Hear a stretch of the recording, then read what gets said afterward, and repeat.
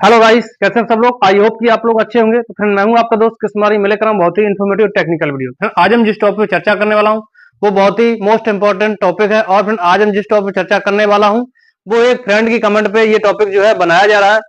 फिलहाल एक टॉपिक जो है हम एसवीआर के ऊपर बना चुका हूं पीछे बैक साइड में, लेकिन इसमें थोड़ा और कुछ डिटेल से जानकारी दूंगा मैं।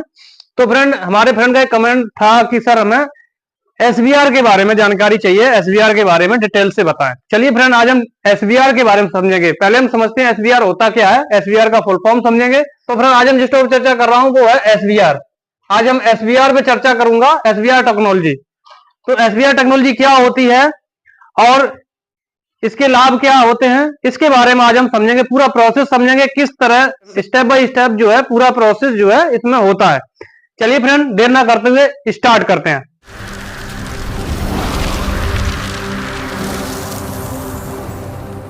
तो फ्रेंड, आज हम जिस टॉपिक चर्चा कर रहा हूं वो है एसबीआर। तो फ्रेंड, आज हम सबसे पहले समझेंगे एसबीआर का फुल फॉर्म। एसबीआर का फुल फॉर्म क्या होता है? तो फ्रेंड, एसबीआर का फुल फॉर्म होता है सीक्वेंसिंग बैच रिएक्टर।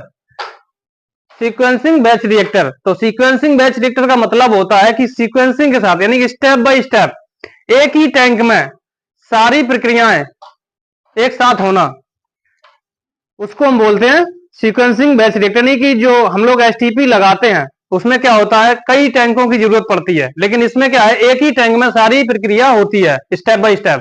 चलिए फ्रेंड, कैसे होती है आज हम पूरा प्रोसेस समझेंगे। तो फ्रेंड, वीडियो को बिल्कुल भी स्किप ना करें क्योंकि वीडियो बहुत ही इंफॉर्मेटिव होने वाला है। फ्रेंड, एक एक पॉइंट बाय पॉइंट समझेंगे। चलिए फ्रेंड, इसमें क्या है, एसबीआर टेक्नोलॉजी या technology for waste water treatment. अब हम इसमें समझेंगे, पहला है फ्रेंड, इसमें पहला पॉइंट हम समझेंगे हाउ एसबीआर वर्क, यानी कि एसबीआर होता है वो कैसे काम करता है। ठीक है, बैच चक्र में समझते हैं। तो फ्रेंड, जो एसबीआर जो टेक्नोलॉजी है, जो एसबीआर का जो प्रोसेस है वो 5 स्टेप में होता है। तो 5 स्टेप मैंने ये आपको दर्शा रखे हैं किस तरीके से होता है, पहले हम उसको समझते हैं। तो फ्रेंड, इसमें पहला है, ये दिया है यहाँ पे फिलिंग माने भरना। तो ये पहला स्टेप आ गया, ये पहला स्टेप है। तो इसमें है स्टेप 1 फिलिंग। फिलिंग का मतलब टैंक को भरना। तो इस स्टेप में क्या होता है, जो टैंक होता है उसमें 3 वाल्व होते हैं। एक वेस्ट वाटर का यानी इनलेट पॉइंट, एक होता है एयर सर्कुलेशन वाला पॉइंट, एक होता है अपना आउटलेट वाटर पॉइंट। क्योंकि एक ही टैंक में सारी प्रक्रिया होनी है तो उसी टैंक में सारा कुछ होता है। तो इस प्रक्रिया में हमें क्या करना होता है, पहले तो हमें एयर सर्कुलेशन वाला वाल्व बंद करना है और आउटलेट वाटर वाला वाल्व बंद करना है। इसके बाद बाल कौन सा खोलना है, इनलेट पॉइंट का। जो वेस्ट वाटर हमारा जो घरों से या कॉलोनियों से या रेजिडेंशियल एरिया से जो आया है, जो पानी इकट्ठा किया है, उसको हमें उस बाल को खोलना है और पंप के थ्रू या ग्रेविटी के द्वारा, जैसे भी आपके प्लांट पे आता हो, अगर पंप के थ्रू आता है तो पंप को ऑन करना है। अगर ग्रेविटी के द्वारा आता है तो आपको ग्रेविटी के थ्रू उस बाल को ऑन करना है और स्टेप बन, यानी पहला स्टेप जो है स्टार्ट हो जाएगा, यानी कि टैंक में जो वाटर है सीवेज वाला वो भरना स्टार्ट हो जाएगा। ठीक है, उस टाइम क्या होता है, एयर सर्कुलेशन बंद होता है, जो बिल्वर लगे होते हैं वो बंद रहते हैं। ठीक है, सिर्फ क्या होता है, पानी को भरना रहता है। उस टैंक को हम लोग वेस्ट वाटर से भरते हैं। तो उस टाइम क्या होता है, उस टैंक को हम जब ये भरते हैं तो ये एक तरीके से हमारा एनॉक्सिस टैंक की तरह ये काम करता है। ठीक है, जिसमें क्या होता है, जिसमें फ्रेंड डीनाइट्रिफिकेशन प्रोसेस या नाइट्रेट से नाइट्रोजन माइक्रो ऑर्गेनिज्म की मदद से ये जो है डीनाइट्रिफिकेशन में कन्वर्ट होता है। ठीक है, यानी कि उसको नाइट्रेट और नाइट्रोजन जो है माइक्रो ऑर्गेनिज्म की मदद से जो है डीनाइट्रिफिकेशन में कन्वर्ट हो जाता है और फ्रेंड एटमॉस्फेयर में ये मिक्स हो जाता है।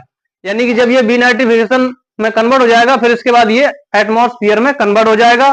और ये पूरा साइकिल जो टाइम होता है इसका, स्टेप 1 का जो फिलिंग स्टेप होता है, ये पूरी साइकिल का जो है 25% फिलिंग टाइम होता है। ठीक है, तो ये जो फिलिंग टाइम होता है इसका, जो पूरी साइकिल जो बैच साइकिल होती है उसकी 25% जो होता है, यानी कि अगर हमारा पूरा बैच साइकिल जो है 8 आवर का होगा, यानी कि 8 घंटे का, तो ये जो है उसका 25% यानी कि 2 घंटे का जो है फिलिंग टाइम होगा। ठीक है, अगर हमारा पूरा बैच साइकिल जो है अगर 8 घंटे का है तो फिलिंग साइकिल जो है 25% होगी, यानी कि उसका 25% 2 घंटे का फिलिंग टाइम होगा। ठीक है, इसके बाद फिर क्या होगा फ्रेंड, हमारा दूसरा स्टेप आएगा। यानी कि स्टेप 2 एरेशन यानी वायु संचार। अब हम क्या करेंगे स्टेप 2 में फ्रेंड, ये जो हमारा वेस्ट वाटर वाला बाल था इसको हमें बंद करना है, क्योंकि हमारा टैंक भर चुका है और इसमें डिनाइट्रिफिकेशन जो है प्रोसेस जो है हो चुका है और एटमॉस्फेयर में कन्वर्ट हो गया है। इसके बाद फ्रेंड स्टेप 2 में क्या होगा, हमें एक तो आउटलेट वाला बाल बंद करके रखना है और वेस्ट वाटर वाला बाल हम बंद कर देंगे। अब हमें क्या करना है, एयर सर्कुलेशन जो है खोलना है, यानी कि हमें एयर वाला बाल खोलना है, उसमें एयर देनी है।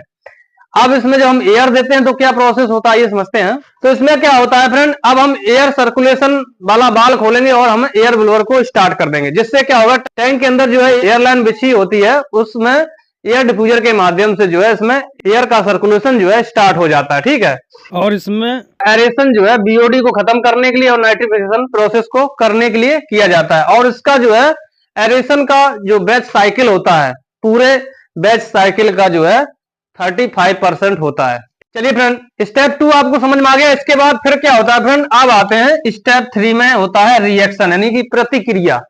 प्रतिक्रिया होती है स्टेप 3 में। इसमें क्या होता है, हम क्या कर देते हैं, एक तो हमारा आउटलेट वाला बाल बंद कर देंगे और हम जो एयर ब्लोअर चलाया था, एयर सर्कुलेशन जो हमने दिया था वो बंद कर देंगे और वेस्ट वाटर जो है था वो, यानी कि सारे बाल बंद कर देंगे। अब इसमें होगा रिएक्शन, यानी कि हमने एयर भी बंद कर दी, इनलेट पॉइंट भी बंद कर दिया, आउटलेट पॉइंट भी बंद कर दिया। अब इसमें हो रहा है रिएक्शन। रिएक्शन कैसे होता है ये समझते हैं।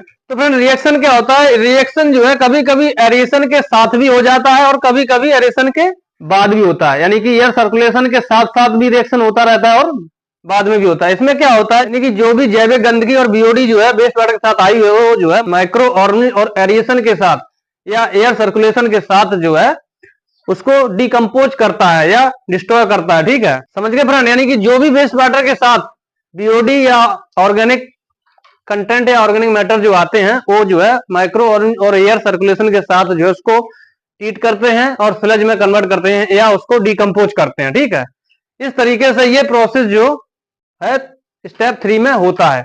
इसके बाद फ्रेंड आता है स्टेप 4। स्टेप 4 आता है सेटलिंग या क्लैरिफिकेशन।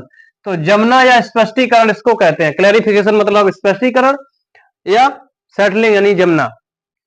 स्टेप 4 आ गया अपना सेटलिंग या क्लैरिफिकेशन। इसमें क्या होता है फ्रेंड, बाल तीनों बंद रहेंगे, इनलेट भी बंद रहेगा, आउटलेट भी बंद रहेगा और एयर सर्कुलेशन भी बंद रहेगा।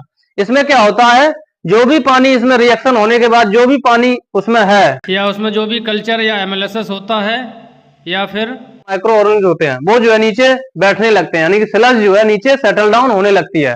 ठीक है, और जो अच्छा पानी होता है जिसे टीट वाटर बोलते हैं या आउटलेट वाटर बोलते हैं या क्लियर वाटर बोलते हैं, वो ऊपर रह जाता है और जो स्लज है वो नीचे बैठने लगती है, जिसे माइक्रो ऑर्गेनिज्म कहते हैं या एमएलएसएस कहते हैं या कल्चर कहते हैं, वो है नीचे सेटल डाउन होने लगता है टैंक की तली में। जब वो स्लज जो है नीचे टैंक में सेटल हो जाता है उसको जो है स्लज बेस्ड सेटलिंग टैंक में उसको आगे बढ़ा दिया जाता है, नहीं ले जाया जाता नीचे से। ठीक है, उसको नीचे से ही उसका पॉइंट होता है, वो जो है जो भी क्योंकि उसको रिसर्कुलेशन भी करना है, अगर रिसर्कुलेशन नहीं करेंगे तो आगे जो है हमारा एमएलएसएस का जो क्वांटिटी है या एमएलएसएस का वॉल्यूम है वो कम हो जाएगा। ठीक है, इसलिए इसको रिसाइकिल कर देते हैं। और जो ऊपर जो पानी निकलता है रिसाइकिल करने से पहले जो हमारा पानी होता है, यानी कि 5 स्टेप में हम जाते हैं, उसमें होता है हमारा डिकेंटिंग यानी ड्रॉ या निथारना या निकालना, यानी कि जो हमारा आउटलेट वाटर है क्लियर वाटर है उसको हम यहाँ से ऊपर ये पॉइंट लगा होता है आउटलेट वाटर जिसे हम बोलते हैं उसको, या डिकेंटिंग बोलते हैं, उसको डिकेंटिंग कर देते हैं, यानी बाहर निकाल देते हैं। ठीक है, उस पानी को हम ट्रीटेड वाटर में ले लेते हैं और जो स्लज है रिसर्कुलेशन हमारा हो जाता है, यानी कि फिलिंग फिर से वही प्रोसेस थोड़ी देर के लिए रोकते हैं और फिर वो चक्र पूरा होने के बाद फिर वो रिसाइकिल होके फिलिंग में स्टेप 1 में आ जाता है, यानी कि फिर उससे फिलिंग होता है, फिर से एरेशन होता है, फिर से रिएक्शन होता है, फिर से सेटलिंग होता है और फिर डिकेंटिंग होता है। इस तरीके से पूरा प्रोसेस जो है चलता रहता है। अब ये प्रोसेस आपका 4 घंटे का है तो यहाँ पे 1 घंटे लगेगा फिलिंग में, अगर 8 घंटे का तो यहाँ 2 घंटे लगेगा। ठीक है, इस तरीके से ये अपना प्रोसेस जो है पूरा चलता रहता है। यानी कि ये सारी जो स्टेप है यानी सारी क्रियाएं हैं, जो 5 स्टेप जो हमने बताए ये एक ही टैंक में होता है। ठीक है, इसीलिए इसको हम सीक्वेंसिंग बैच रिएक्टर कहते हैं। क्यों कहते हैं, क्योंकि ये सारे 5 स्टेप जो है एक ही टैंक में बैच के साथ क्रम बाई क्रम या स्टेप बाई स्टेप होते हैं। ठीक है, तो इस तरीके से ये पूरा प्रोसेस होता है।